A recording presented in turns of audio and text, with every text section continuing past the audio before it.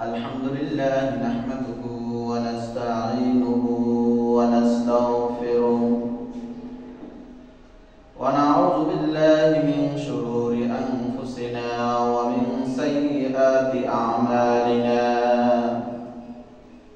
من يهده الله فلا مضل له ومن يضلله فلا هادي له ونشهد أن لا إله إلا الله وحده لا شريك له ونشهد أن سيدنا ومولانا محمدا عبده ورسوله أرسله بالحق بشيرا ونذيرا وداعيا إلى الله بإذنه وسراجا منيرا فقد قال الله تعالى في كلامه المجيد والفرقانه الحميد بعد أعوذ بالله من الشيطان الرجيم بسم الله الرحمن الرحيم والنجم إذا هوى ما ضل صاحبكم وما غوى وما ينطق عن الهوى إن هو إلا وحي يوحى علمه شديد القوى ذو مرة فاستوى وهو بالأفق الأعلى ثم دنا فتدلى فكان قاب قوسين أو أدنى وقال النبي صلى الله عليه وسلم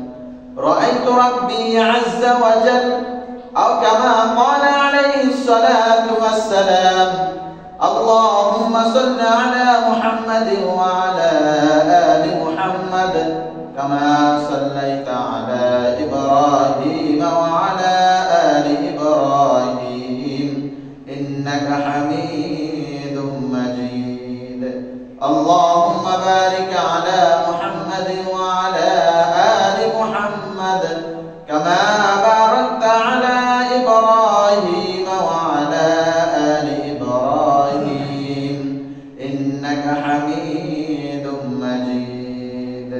شكرا مشهد قرون. اللهم بارك لنا في رجب وشعبان وبلغنا رمضان. আলহামদুলিল্লাহ মুআজ্জাজ মুকাররম হযরত মুসল্লিন কিরাম, আল্লাহ পাকের অশেষ রহম ও ফজল যে মহান রব্বুল আলামিন আল্লাহ পাকের হুকুম জুমার 2 রাকাত ফরজ নামাজ জামাতের সাথে আদায় করার জন্য আল্লাহ তাআলার মনোনীত ঘর মসজিদে নিয়ে আসছেন। সাথে সাথে আল্লাহ তাআলা যে আমাদের হায়াতকে দীর্ঘায়ু করে রজব মাস চলতেছে, আল্লাহ তাআলার কাছে আমরা আশাবাদী আল্লাহ তাআলা যেন আমাদের হায়াতকে রমজান পর্যন্ত পৌঁছে দেন। রমজানের বরকত ফজিলত যেন আল্লাহ তাআলা আমাদেরকে দান করেন।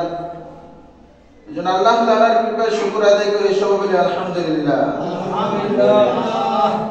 মুহতারাম, এই রজব মাসে আল্লাহ রাসূল সাল্লাল্লাহু আলাইহি সাল্লামকে আল্লাহ তাআলা তিনার দুঃখ কষ্ট দূর করার জন্য আল্লাহ তাআলার সান্নিধ্যে ডেকে নিয়েছেন, যেটাকে মেরাজের রজনী বলা হয়, মেরাজ বলা হয়। এই মেরাজ থেকে আল্লাহ রাসূল সাল্লাল্লাহু আলাইহি সাল্লাম আল্লাহ তাআলার থেকে কয়েকটা জিনিস উম্মতদের জন্য নিয়ে আসছেন। তার মধ্যে গুরুত্বপূর্ণ 3টা জিনিস উম্মতদের আমলের জন্য এবং সব সময় যাতে উম্মতগণ এই আমলগুলো করে, এই 3টা জিনিস বিশেষ করে নিয়ে আসছেন। নাম্বার 1, আল্লাহ তাআলা সূরা বাকারার শেষ 3 আয়াতকে এই উম্মতের জন্য হাদিয়া রূপে টোকন হিসেবে আল্লাহ রাসূল সাল্লাল্লাহু আলাইহি সাল্লামকে দিয়েছেন মেরাজের রাতে। শেষ 2 আয়াত হলো আমানার রাসূল থেকে শেষ পর্যন্ত। আমানার রাসূল বিমা উনজিলা ইলাইহি মির রাব্বিহি ওয়াল মুমিনুন কুল্লুন আমানা বিল্লাহি ওয়া মালাইকাতিহি ওয়া কুতুবিহি ওয়া রুসুলিহি ইলা আখিরিল আয়াত। এবারে শেষ পর্যন্তই 2টা আয়াত আল্লাহ তাআলা এই উম্মতদের জন্য বিশেষ একটা হাদিয়া উপঢৌকন হিসেবে দিয়েছেন। দ্বিতীয় যে উপঢৌকন সেটা হলো মুশরিক ছাড়া বাকি সমস্ত উম্মতে মুহাম্মাদি যারা আল্লাহ তাআলার ওয়াহদানিয়তকে স্বীকার করেছে, আল্লাহ তাআলার প্রতি বিশ্বাস স্থাপন করেছে, মুসলিম আত্মসমর্পণ করেছিল, আল্লাহ তাআলা তাদেরকে আমভাবে ক্ষমার ঘোষণা দিয়ে দিয়েছেন। কেউ যদি কবিরা গুনাহ করে ফেলে, তাহলে মুসলমানদের মধ্য হতে কেউ যদি কবিরা গুনাহ করে ফেলে, তো কবিরা গুনাহ থেকে তওবা করার পরে যদি সে মারা যায়, তো তার এই অপরাধের সমপরিমাণ আযাব হওয়ার পরও আল্লাহ তাআলা তাকে ক্ষমা করে দিবেন। কিন্তু মুশরিক যারা, তাদেরকে আল্লাহ তাআলা কোশ্চিনকালও ক্ষমা করবেন না, তারা আবাদ জাহান্নামের মধ্যেই থাকতে হবে। তো এই হলো আল্লাহ তাআলার থেকে আল্লাহ রাসূল সাল্লাল্লাহু আলাইহি সাল্লাম এই উম্মতদের জন্য এই হাদিয়াগুলো নিয়ে আসছেন। সাথে সাথে আরো 14 দফা নিয়ে আসছেন, যে 14 দফার মধ্যে কোন মুশরিক যদিও আল্লাহ তাআলার কাছে ক্ষমা প্রার্থনা করে, ঈমানের সাথে একনিষ্ঠতার সাথে যদি ঈমান আনে, তো 80 বছরের কাজটা কাফির যদি হয়, আল্লাহ তাআলা তাকে ক্ষমা করে দেবেন। এটা আল্লাহ রাসূল সাল্লাল্লাহু আলাইহি সাল্লামের হাদিস।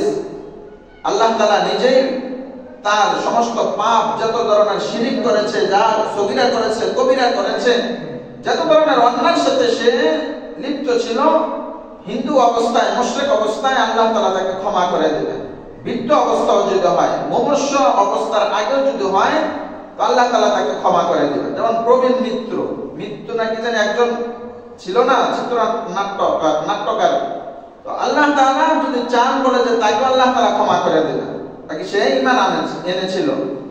তো এই জন্যই বলে যে সাথে মেরাজের রাত্রে থেকে, মেরাজের রজনী থেকে আল্লাহ তাআলার থেকে আরো 14টা জিনিস আল্লাহ রাসূল সাল্লাল্লাহু আলাইহি সাল্লাম এই উম্মতের জন্য নিয়ে আসছেন। সেটা ওই আয়াতের ব্যাখ্যায় ফাআওহা ইলা আবদিহি মা আওহা, সূরা নজরের মধ্যে আল্লাহ তাআলা বলেন ফাআওহা ইলা আবদিহি মা আওহা, আমার এই হাবিবের কাছে আমি যা কিছু প্রেরণ করেছি, ওমা ইয়ানতিকু আনিল হাওয়া, তিনি তার মন খুশি খেয়াল খুশি ভাবে কোনো কিছু বলেন নাই। ফাআওহা ইলা আবদিহি মা আওহা, তার কাছে আমার পক্ষ থেকে যা কিছু ওহী আকারে আসে, ওহী হিসাবে আসে, এগুলোই আমি তার কাছে পাঠাই, আর সে মানুষের ধারে ধারে বারবার যে পৌঁছে দেয়। এই আয়াতে ওহীর কথা উল্লেখ করেছেন। বাকি মুফাসসিরিন কেরাম কারো কারো অভিমত হলো এই আয়াতের ব্যাখ্যায় ইসলামী রাষ্ট্র পরিচালনার একটা গঠনতন্ত্র বা সংবিধান আল্লাহ তাআলা তার হাবিব সাল্লাল্লাহু আলাইহি ওয়াসাল্লামকে দান করেছেন। এই যে মা ফাআওহা ইলা আবদিহি মা আওহা, এই আয়াতের ব্যাখ্যায় মুফাসসিরিন কেরাম কি বলেন ইসলামী রাষ্ট্র পরিচালনায় একটা গঠনতন্ত্র বা সংবিধান তৈরি করার ক্ষেত্রে আল্লাহ রাসূল সাল্লাল্লাহু আলাইহি ওয়াসাল্লাম এই আয়াতটি নাযিল করেছেন।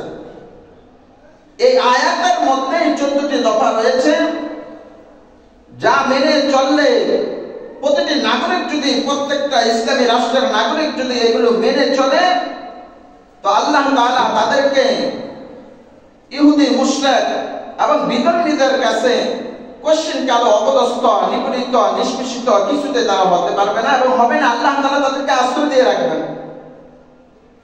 তার মধ্যে একটা দফা হলো আল্লাহ তাআলা কোরআনে কারীমে ইরশাদ করেন ওয়া কাদা রাব্বুকা আল্লা তা'বুদু ইল্লা ইয়্যাহু ওয়া বিল ওয়ালিদাইনি ইহসানা। 14 দফার 1 নম্বর দফা, যেটা প্রত্যেকটা নাগরিকই বাস্তবায়ন করা অপরিহার্য, ওয়াজিব। তার মধ্যে 1 নম্বর হলো ওয়া কাদা রাব্বুকা আল্লা তা'বুদু ইল্লা ইয়্যাহু ওয়া বিল ওয়ালিদাইনি ইহসানা, যে আল্লাহ তাআলা ওয়াহদানিয়তকে স্বীকার করা। 1 নম্বর দফা কি বলেন, 1 নম্বর দাবি কি? আল্লাহ তাআলা যে মেরাজের রজনীতে আল্লাহ রাসূল সাল্লাল্লাহু আলাইহি ওয়াসাল্লামকে ডেকে নিয়ে গেছেন, উম্মতের জন্য 14টা জিনিস দান করেছেন, উম্মতের কাছে এগুলো দাবি দেওয়া রাখছেন। তার মধ্যে একটা হলো কি বলেন, 1 নম্বর দফা কি? আল্লাহ তাআলার ওয়াহদানিয়তকে স্বীকার করা, আল্লাহ তাআলার একাকিত্বকে স্বীকার করা, আল্লাহ তাআলার সাথে কাউকে শরীক না করা। দ্বিতীয় দফা হলো ওয়া বিল ওয়ালিদাইনি ইহসানা, পিতামাতার সাথে সৎ ব্যবহার করা। মাতা পিতার সাথে কি করা বলেন? সৎ ব্যবহার করা। তো আল্লাহ তাআলা তার ইবাদতের পরেই মাতা পিতার কথাটা এখানে নিয়ে আসছেন। ওয়া কাদা রাব্বুকা আল্লা তা'বুদু ইল্লা ইয়্যাহু, তোমরা সির্ফ একমাত্র আল্লাহ তাআলার ইবাদত করবে। পরেই আল্লাহর ইবাদত সারার পরে, আল্লাহর ইবাদত থেকে অবসর হওয়ার পরে পিতামাতার খেদমত করবে, পিতামাতার সেবা করবে। পিতামাতার সাথে কটু বাক্য, কোশ্চেন কালো বলা যাবে না, উফ শব্দটাও বলা যাবে না। ওয়ালা তাকুল লাহুমা উফিন ওয়ালা তানহারুহুমা, পিতামাতার সামনে উফ এই শব্দটাও বলা যাবে না, ধমক তো দূরের কথা। তাহলে পিতামাতার এখানে সম্মান আর মর্যাদা দ্বিতীয় দফায় নিয়ে আসছেন, যে তোমরা যদি স্বাধীনভাবে, উন্মুক্তভাবে আল্লাহ তাআলার দরবারে দণ্ডায়মান হতে চাও এবং তোমাদের রাষ্ট্রীয় ভৌগোলিক আয়তন যেটুকু আছে এর মধ্যে যদি আল্লাহ তাআলার রহমত অনুযায়ী তোমরা বাঁচতে চাও, তাহলে আল্লাহ তাআলার ওয়াহদানিয়তকে স্বীকার করো। পরে তোমার মা বাবার সাথে সদাচরণ করো, তাদেরকে বৃদ্ধ অবস্থায় বৃদ্ধাশ্রমে দিয়ে দিও না, তাদেরকে অন্যের উপর ধারবার করে দিয়ে দিও না, বরং তোমাদের সাধ্য মধ্যে তাদের খেদমত করেই যাও মৃত্যু অবধি পর্যন্ত। তো আল্লাহ রাসূল সাল্লাল্লাহু আলাইহি ওয়াসাল্লাম এখানে তিনি আরেকটা হাদিস আল্লাহ রাসূল সাল্লাল্লাহু আলাইহি ওয়াসাল্লাম পিতামাতার ব্যাপারে নিয়ে আসছেন। ওয়ালান নবী সাল্লাল্লাহু আলাইহি ওয়াসাল্লাম রিদার রাব্বি ফি রিদাল ওয়ালিদি ওয়া সাকাতার রাব্বি ফি সাকাতিল ওয়ালিদি পিতামাতার সন্তুষ্ট আল্লাহ তাআলার সন্তুষ্টির মধ্যে, পিতামাতার অসন্তুষ্ট আল্লাহ তাআলার অসন্তুষ্টির মধ্যে। পিতামাতা যদি সন্তুষ্ট থাকে তাহলে আল্লাহ তাআলা আপনার উপর আমার উপর সন্তুষ্ট থাকবেন। পিতামাতা যদি কোনো কারণে কোনো বিষয়ে যদি অসন্তুষ্ট থাকেন তাহলে আল্লাহ তাআলা আমার উপর অসন্তুষ্ট থাকবে, সকলের উপর অসন্তুষ্ট থাকবে যারা পিতামাতার সন্তুষ্ট মতো থাকবে না, মর্জি মতো কাজ করবে না। কথাটা কি বুঝাতে পারছি? এটা কয় নাম্বার দফা বলেন? 2 নাম্বার দাবি আল্লাহ তাআলা উম্মতদের জন্য দিয়েছেন আল্লাহ রাসূল সাল্লাল্লাহু আলাইহি ওয়াসাল্লামকে মেরাজের রাত্রিতে। 3 নাম্বার দাবি হলো যে আত্মীয়তার সম্পর্ক ছিন্ন না করা, আত্মীয়তার সাথে সদাচরণ করা, তাদের সাথে সম্পর্ক অটুট রাখা, বাইয়ে বাইয়ে সম্পর্ক বজায় রাখা, ভাই বোনদের মাঝে সম্পর্ক বজায় রাখা, চাচা চাচাদের সাথে সম্পর্ক বজায় রাখা, রক্ত সম্পর্কীয় হোক অথবা এভাবে মার সম্পর্কীয় হোক, সকলের সাথে আত্মীয়তা, যারা আত্মীয় বলা হয় যাকে, সকলের সাথে কি করা বলেন? আত্মীয়তার সম্পর্কটা অটুট রাখা এবং সেটা বজায় রাখা। কারণ আল্লাহ রাসূল সাল্লাল্লাহু আলাইহি ওয়াসাল্লাম বলেন লা ইয়াদখুলুল জান্নাতা কাতিউন, আত্মীয়তার সম্পর্ক ছিন্নকারী জান্নাতে প্রবেশ করতে পারবে না। ভাই ভাই সামান্য একটু ইস্যু নিয়ে ঝগড়া লেগেছিল, কিন্তু এই ইস্যুকে কেন্দ্র করে যুগ কি যুগ, বছর কি বছর, বইনে বইনে বছর কি বছর, চাচা জ্যাঠাদের মাঝে বছর কি বছর সম্পর্ক বিচ্ছিন্ন, ঠিক কি না বলেন? আল্লাহ রাসূল সাল্লাল্লাহু আলাইহি ওয়াসাল্লাম বলেন এই সমস্ত সম্পর্ক বিচ্ছিন্নকারী ব্যক্তিরা তারা যতই দান সদকা করো, যতই ইবাদত বন্দি করো, বলে লা ইয়াদখুলুল জান্নাতা কাতিউন, এই সমস্ত সম্পর্ক ছিন্নকারী, আত্মীয়তার মাঝে সম্পর্ক ছিন্নকারী ব্যক্তিরা কোশ্চিনকালও জান্নাতে প্রবেশ করবে না। 4 নম্বর দফা, 4 নম্বর যে দাবি আল্লাহ তাআলা দিয়েছেন এই উম্মতের জন্য, সেটা হলো অপচয় করবে না। তোমরা কি করবে না বলেন?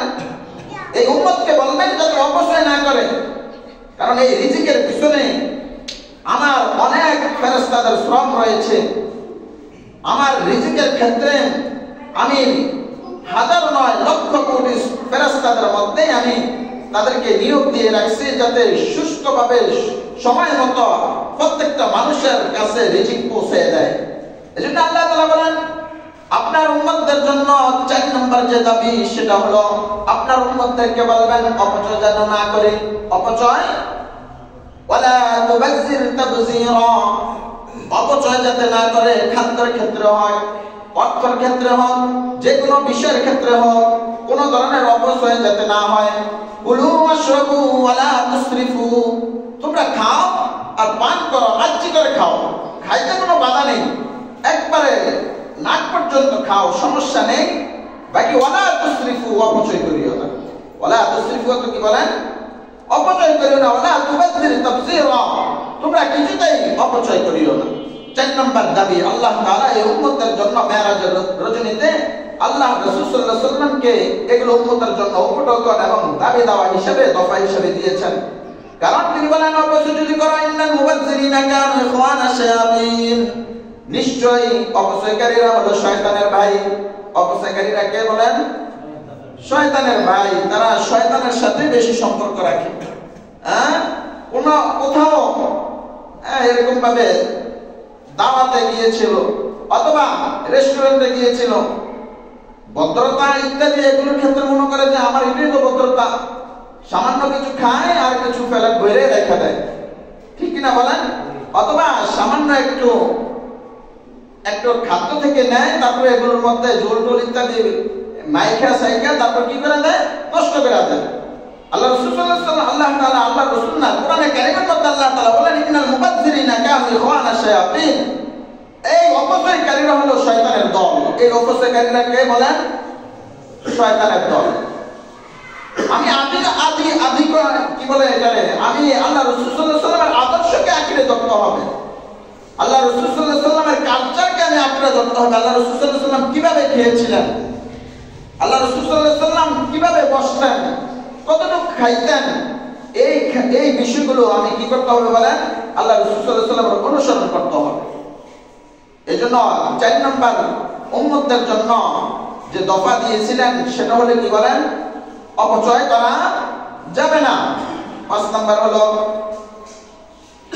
মিতব্যয়ী হওয়া, মানে একেবারেই কম খরচ করা। একেবারে কি করা বলেন, কিপটামি করা। কিপটামি বুঝেন না, একেবারেই মানে আছে তার যথেষ্ট আছে, কিন্তু আতিথেয়তার ক্ষেত্রে অথবা অন্যকে দান করার ক্ষেত্রে তার সাথে যা ছিল এর চেয়ে আরো কম দেওয়া, যার দ্বারা যাকে দিয়েছিল সে অপমানিত হয় অথবা কি লাঞ্ছনার পাত্র হয়ে সে ঘুরায়। এই জন্য আল্লাহ তাআলা বলছেন যে মিতব্যয়ী যারা হবে তাদেরকেও বলবেন যে তোমরা কিপটু হইও না, বখিলতা করিও না, সাখাওয়াত বদান্যতাকারী হও, দানের হাত তোমরা বৃদ্ধি করে দাও। ওয়ালা তাজআল ইয়াদাকা মাগলুলাতান ইলা উনুকিকা লা তাবসুতহা কুল্লাল বাসত ফাতাকউদু মালুমান মাহসুরা। এই সমস্ত মিতব্যয়ী ব্যক্তিদের, এই সমস্ত কিপটু ব্যক্তিদের, বখিল ব্যক্তিদের আল্লাহ তাআলা তাদেরকে লাঞ্ছিত অপদস্থ অবস্থায় বসে রাখবেন কিয়ামতের দিন, কেউ তাদেরকে চিনবে না। 5 নাম্বার তাহলে কি বললাম বলেন, বখিলতা না করা। এটা হলো মেরাজের রজনীতে যে আল্লাহ রাসূল সাল্লাল্লাহু আলাইহি ওয়াসাল্লামকে ডেকে নিয়েছিলেন আল্লাহ তাআলার কাছে, 3টা জিনিস গুরুত্ব সহকারে বলছেন এগুলো আমল করতে। 1 নাম্বার হলো কি বলেন, সূরা বাকারার শেষ 2 আয়াত যাতে সব সময় পড়া হয়। আগে বলছিলাম আয়াতগুলো শিখে নেবেন ইনশাআল্লাহ। আমানার রাসূলু বিমা উনজিলা ইলাইহি মির রাব্বিহি ওয়াল মুমিনুন কুল্লুন আমানা বিল্লাহি ওয়া মালাইকাতিহি ওয়া কুতুবিহি ওয়া রুসুলিহি লা নুফাররিকু বাইনা আহাদিন মির রুসুলিহি ওয়া ক্বালু সামি'না ওয়া আতা'না গুফরানাকা রাব্বানা ওয়া ইলাইকাল মাসীর। لا يكلف الله نفسا إلا وسعها لها ما كسبت وعليها ما اكتسبت ربنا لا تؤاخذنا إن نسينا أو أخطأنا ربنا ولا تحمل علينا إصرا كما حملته على الذين من قبلنا ربنا ولا تحملنا ما لا طاقة لنا به واعف عنا واغفر لنا وارحمنا أنت مولانا فانصرنا على القوم الكافرين। এই আয়াতগুলো শিখে নেবেন, এটা সব সময় আমল করলে একটি ফায়দা। আল্লাহ রাসূল সাল্লাল্লাহু আলাইহি ওয়াসাল্লাম বলেন যে সে মরবে তো মরবে, ওয়া'আদালাহুল জান্নাহ, সে সোজা জান্নাতে চলে যাবে। সুবহানাল্লাহ। বাকি দৈনন্দিন যদি সব সময় পড়তে পারেন তো আলহামদুলিল্লাহ, নয়তো দৈনন্দিন সকালে একবার সন্ধ্যা একবার, সকালে একবার সন্ধ্যা একবার, 2 বার করে, ঠিক আছে ইনশাআল্লাহ। 7 নাম্বার দফা হলো 6 নাম্বার দফা হলো 5 নাম্বার হলো কি বলেন, কিপটামি করা। 6 নাম্বার দফা হলো যে সন্তানদেরকে তোমরা হত্যা করিও না। সন্তানদেরকে তোমরা কি করিও না বলো, হত্যা করিও না। সে সম্পর্কে আল্লাহ তাআলা বলেন ওয়ালা তাকতুলু আওলাদাকুম খাশিয়াতা ইমলাক নাহনু নারযুকুহুম ওয়া ইয়্যাকুম ওয়ালা তাকতুলু আওলাদাকুম, তোমরা তোমাদের সন্তানদেরকে হত্যা করিও না, প্রকাশ্যভাবে হত্যা করিও না, অভ্যন্তরীণভাবে হত্যা করিও না। নাহনু নারযুকুহুম, যদি তোমরা এই ভয় করো যে একটা সন্তান যদি হয় তার ভরণ পোষণটা কিভাবে দেব, আল্লাহ তাআলা নিজেই বলতেছেন নাহনু নারযুকুহুম, তোমার এই আগন্তুক সন্তানদের বা তোমায় যাকে মারার জন্য তোমার মনস্থির করেছো তার রিজিক তো আমি দেব, ওয়া ইয়্যাকুম, বরং তার নয় তার উসিলায় তোমাদেরকেও আমি রিজিক দেব। এজন্য আল্লাহ রাসূল সাল্লাল্লাহু আলাইহি ওয়াসাল্লামকে বললেন যে আপনার উম্মতদেরকে এই কথাটাও বলবেন যাতে রিজিকের ভয়ে সন্তান হত্যা না করে, যাতে রিজিকের ভয়ে সন্তানদেরকে হত্যা না করে। 8 নম্বর দফা, খুন খারাপি করবে না, খুন খারাপি করবে না। ওয়ালা তাকতুলুন নাফসা আল্লাতী হারামাল্লাহু ইল্লা বিল হক, ওয়ালা তাকতুলুন নাফসা, কোন নফসকে কোন মানুষকে অন্যায়ভাবে হত্যা করিও না। এখন কি চলতেছে কিনা বলেন, অন্যায়ভাবে ঢুকে দেয়, অন্যায়ভাবে শুট করে দেয়। কাতারও জানে না কেন আমি মারলাম, মাকতুলও জানে না কেন আমি নিহত হলাম, ঠিক কিনা বলেন না। যে হত্যা করলো সেও জানে না,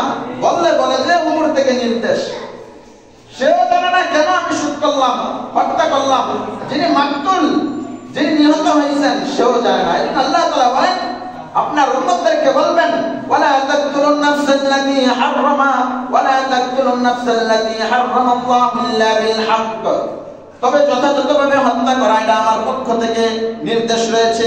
যথাযথভাবে কেউ যদি বিবাহিত অবস্থাও জিনা করে ফেলে তাকে যথাযথভাবে হবে, এটা আল্লাহ তাআলার নির্দেশ, তাকে হত্যা করে ফেল। অথবা কেউ যদি চুরি করলো, আস-সারিকু ওয়াস-সারিকাতু ফাকতাউ আইদিয়াহুমা, তার উভয় হাতকে কেটে দাও। আয-যানি ওয়াজ-যানিয়াতু ফাজলিদু কুল্লা ওয়াহিদিন মিনহুমা মিয়াতা জালদা, যদি কোনো যুবক অথবা যুবতী যদি অপরাধে লিপ্ত হয় তাহলে তাদেরকে 100 করা লাগে দাও। আর যদি বিবাহিত হয় তাদেরকে হত্যা করে ফেলো। এই ক্ষেত্রে তোমরা কতল করো।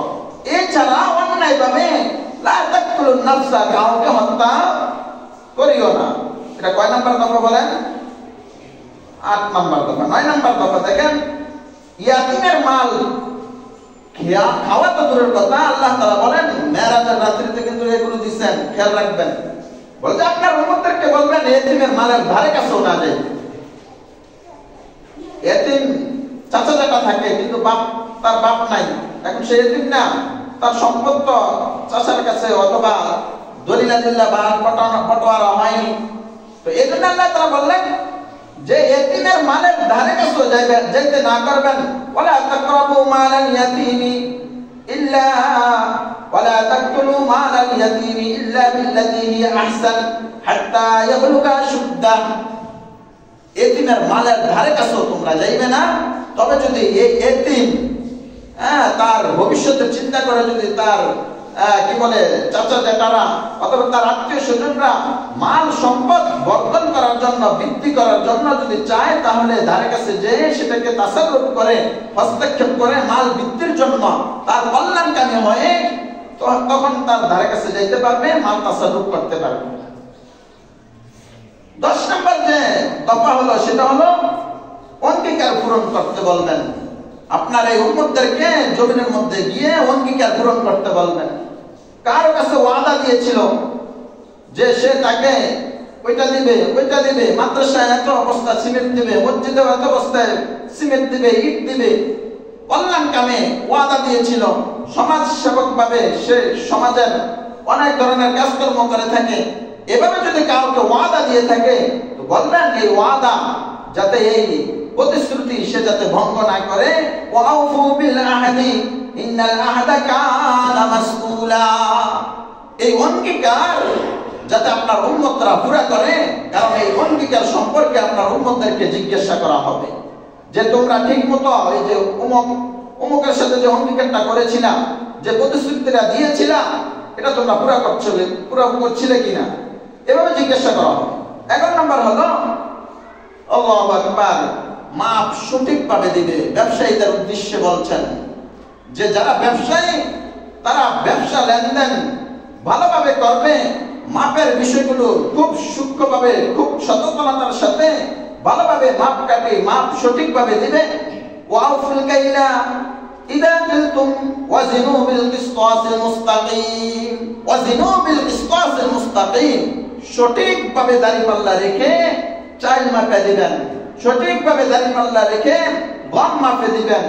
এভাবে যার যে ওজনের বিষয় রয়েছে, যেগুলো ওজন দিয়ে বিক্রি করা হয়, সঠিকভাবে দাড়িপাল্লা দেওয়ার কথা আল্লাহ তাআলা মেরাজের রজনীতে আল্লাহ রাসূল সাল্লাল্লাহু আলাইহি ওয়াসাল্লামকে দফা হিসেবে উম্মতদেরকে দিয়েছিলেন। এ হলো কয় নাম্বার বলেন? 11 নাম্বার। 12 নাম্বার যে জিনিস সেটা হলো অজানা বিষয়ের পিছনে কেউ পড়বেন না। অজানা বিষয়ের পিছনে কেউ, অজানা বিষয় যেটা আমার কাছে অজ্ঞ, আমি এই বিষয়টা ভালো করে জানি না, কান শো করতে করতে আমার পর্যন্ত আসছে, আমিও তার তালে তালে সেই মিথ্যা কথাটাও আমরা কি বলছি বলেন, সত্যতে পরিণত করে নিয়েছি। যেমন মামুল হক সাহেবের বিষয়টা, সেটা অবশ্যই মিথ্যা বিষয়, তারপরে কান শো করতে করতে জাতি তিনাকে বিশাল একটা মিথ্যা অপবাদ দিয়েছিল, ঠিক কিনা বলেন?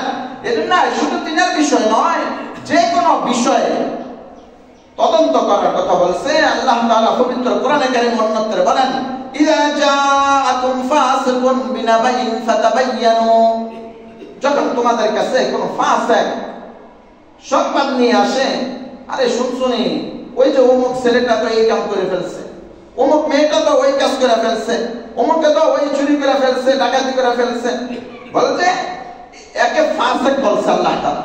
ইযা জাআ ফাসিকুন, এই ধরনের ফাসিকরা যদি তোমাদের কাছে সংবাদ নিয়ে আসে, সে ফাসিক কেন? কারণ সে তো একজন মুসলিমের ইজ্জ, সম্মান, মানহানি করার জন্য সে পিছনে পড়ে আছে, এজন্য তাকে আল্লাহ তাআলা ফাসিক বলে সম্বোধন করছে। তারপর বলছে কি ইযা জাআ ফাসিকুন বিনাবাইন ফাতাবায়ানু, এই ফাসিকরা যদি সংবাদ নিয়ে আসে যে অমুক ওই কাজটা করেছে, অমুক ওই কাজটা করেছে, সমাজের মধ্যে একটা বিশৃঙ্খলা সৃষ্টি করার জন্য বলতে ফাতাবায়ানু আই ফাতাজাসসু। আল্লামা সুয়ুত রাহমাতুল্লাহ আলাইহি তাফসীর জালালের মধ্যে ব্যাখ্যা লেখেন ফাতাজাসসু অর্থাৎ জাসুস, সিআইডি, গুপ্তচরের মধ্যে সেটার সত্যতা তোমরা তালাশ করো, সেটা কতটুকু সত্য রয়েছে। কথাটা বুঝতে পারছেন? ঝগড়া কেন হয়? এই কারণেই তো হয়।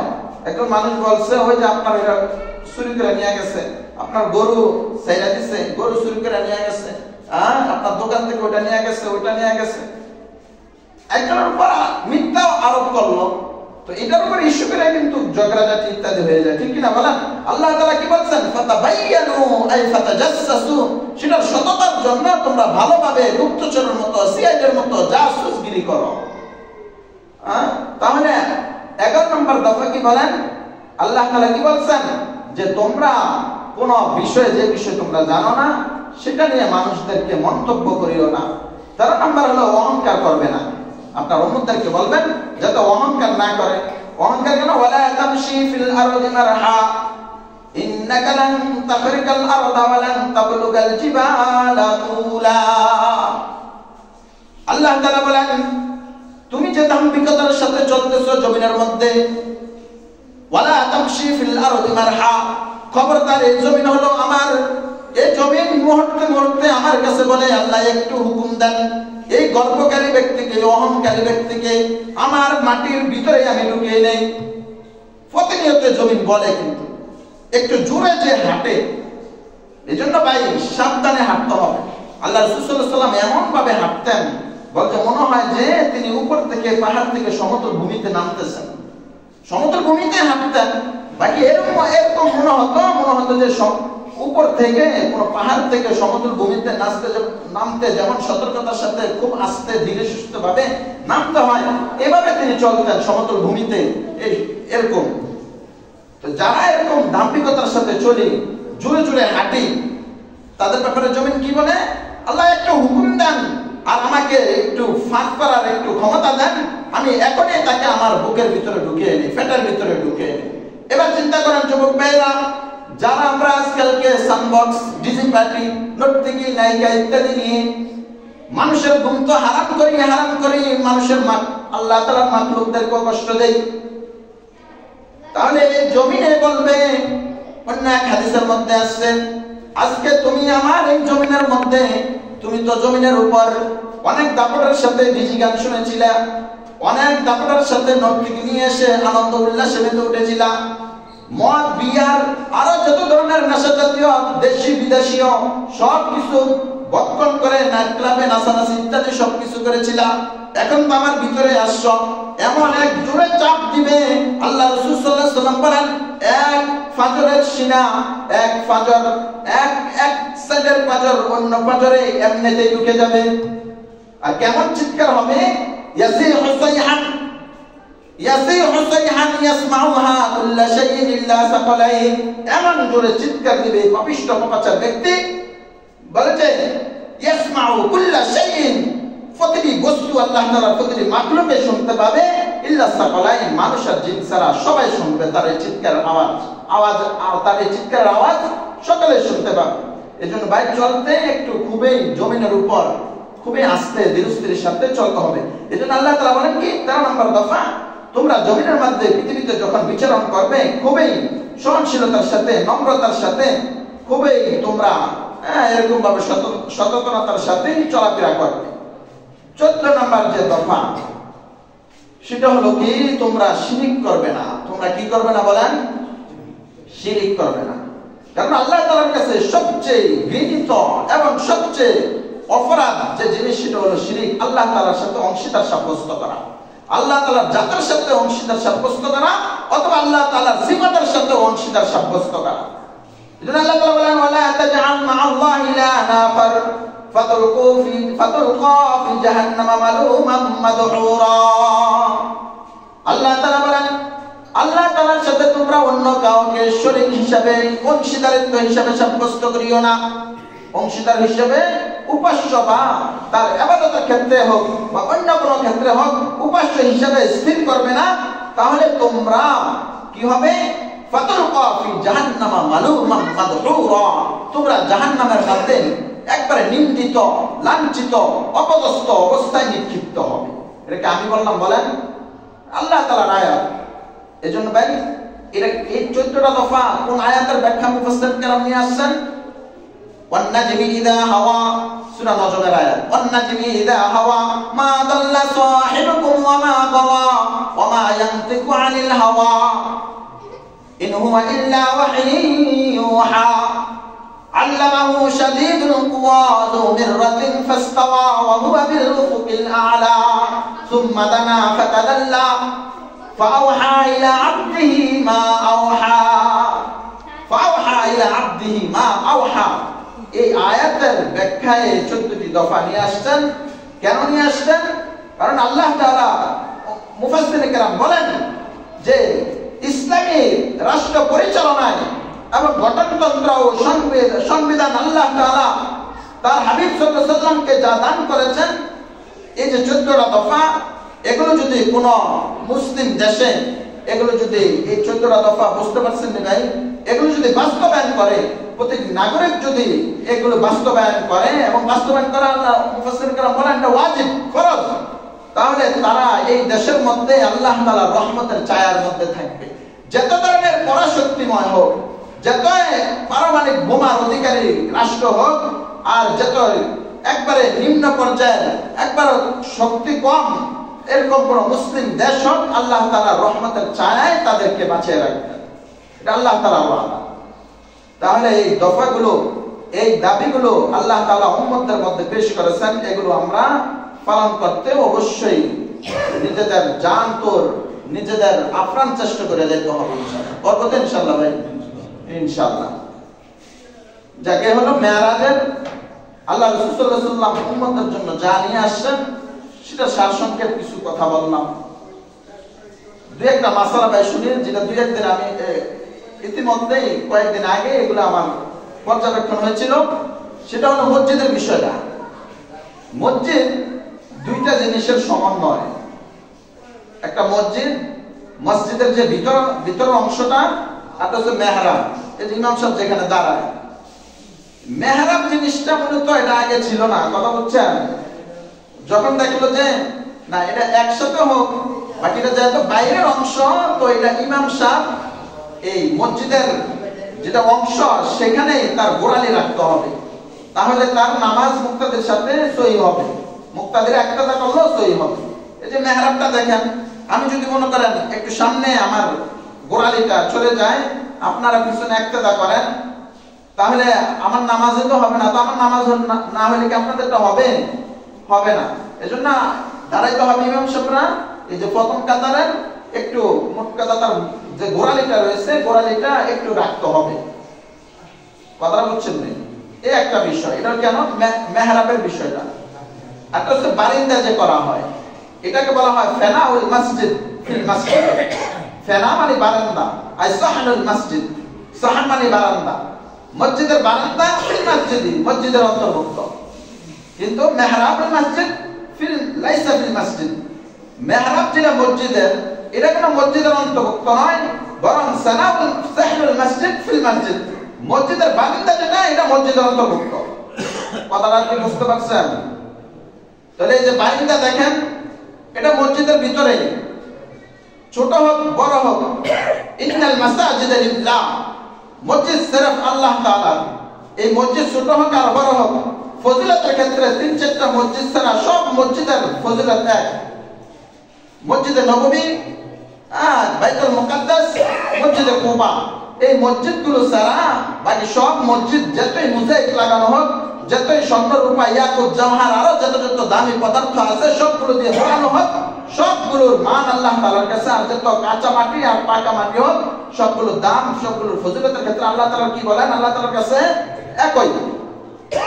এখন এই মসজিদ বারান্দাটা হলো কিসের বলেন? মসজিদের অন্তর্ভুক্ত। মসজিদ দুই প্রকার বলতেছিলাম মাসালাটা জানানোর জন্য। মসজিদ কয় প্রকার বলেন?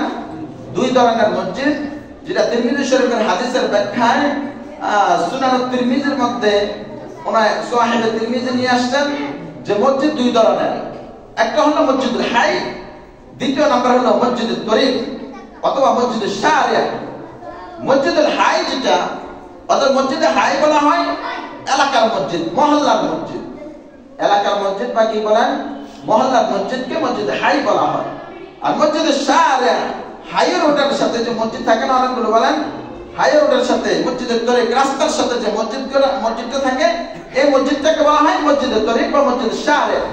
তাহলে মসজিদ কয় ধরনের মসজিদ পাওয়া গেল বলেন? দুই ধরনের। একটা হলো মহল্লার মসজিদ, আর একটা হলো হাই রোডের সাথে যে মসজিদ। এখন সানি জামাত যেটা, সানি জামাত আমি একটা ইমাম সাহেবের সাথে একটা জামাত হলো, দ্বিতীয় আবার কিছু মুসল্লি একসাথে হয়ে জামাতে নামাজ পড়ে কিনা বলেন?